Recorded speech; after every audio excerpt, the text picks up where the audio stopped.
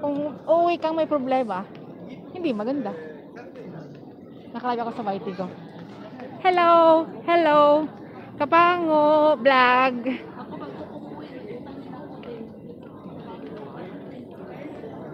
Saan yung International Airport, guys? Malapad din to. Yan. Ay! Uy, asan na tayo? Dito tayo sa gate. Gate. Di ba sakay mo tayo ng transit? Uy, wala tayong naiwan doon, ha?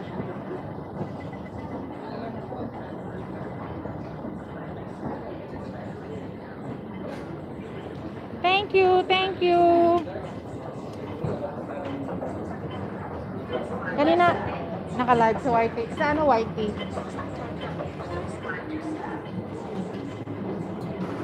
Alam mo guys, nasa airport na tayo. Sa airport naman talaga. Kanina pa nga eh.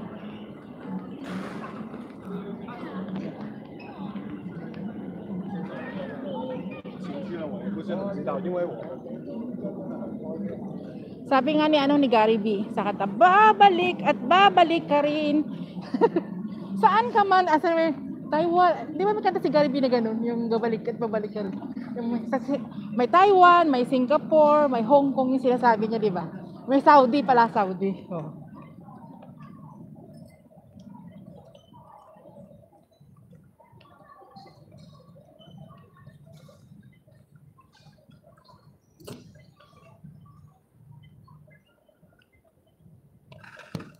Ako, magulit. Hindi ko kayo maano, hawak ko isang ano ko.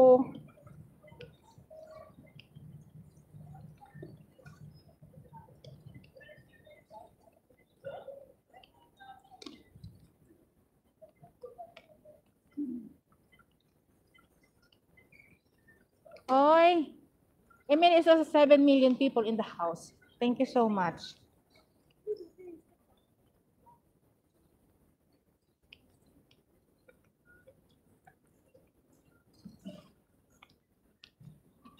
GR official. Nag-live. Hindi pwede. Paano mag-live sa iba pa? Hindi mo na yung net ko. Sana nga. Hindi mo makikita kasi gabi. Yung lights lang. Anong gate? 10 gate? Sige pa. Ayun, ayun. Priority na sa kabo. Dili na po sa pagtaban yan. Ito lang po, oh. Napoy kuwaya. Gate 10. Sa gate 10 kami. PR 311. Mamaya pa kami mag-ano.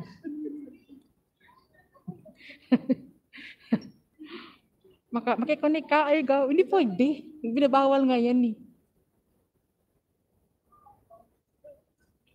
Ah, diba? So ganda pala pag pag tab ang gamit malaki. Oh.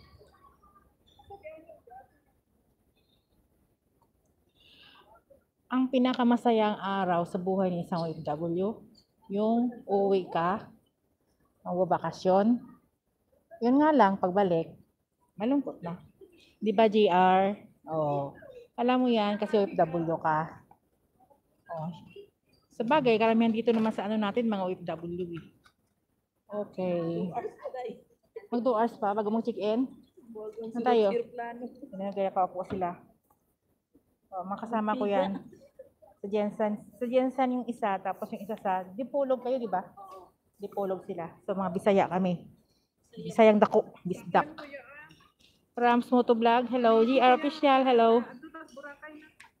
I-highlights nga natin yan. I-highlights ko yung sa taas mamaya. Pero, hawak ko yung sa cellphone ko. Dali. Tayo. Highlights tayo. Ano kaya magagandang highlights? 5 minutes na lang. Ram. Sama kayo.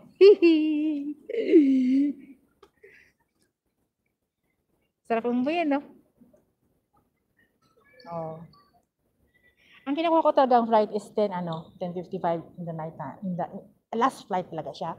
Kasi po, ang flight namin papuntang Jensen is before 6 AM in the morning. Yun lang talaga siya.